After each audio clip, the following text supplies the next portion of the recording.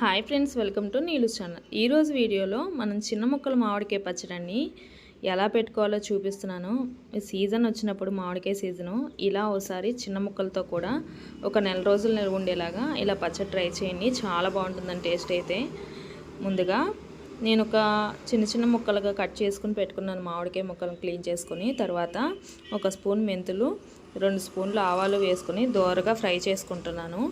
నేను ఇప్పుడు మీకు చూపించిన బౌల్ తోటి 3 బౌల్స్ కట్ చేసుకున్నాను. అంటే 3 కప్పులు మామిడికాయ ముక్కలండి. దానిలోకి నేను ఒక అరకప్పు కన్నా తక్కువగా వేసుకున్నాను ఉప్పు.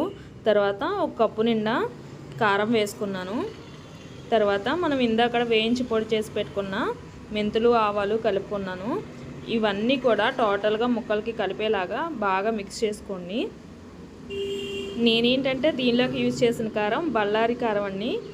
చాలా బాగుంటుంది. మేము ఎక్కువగా మామిడికాయ పచ్చడిలోకి పప్పు నూనె బళ్ళారి కారంతో పట్టుకుంటామండి.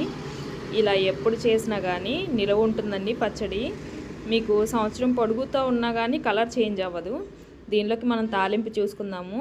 నూనె కూడా నేను పప్పుల నూనె యూజ్ చేస్తున్నానండి. పప్పుల నూనెలో కొంచెం ఆవాలు వేసుకొని ఒక 5-6 ఎండుమిర్చి వేసుకొని కొంచెం ఒక 10 దాకా వెల్లుల్లిపాయలు దంచి వేసుకున్నాను.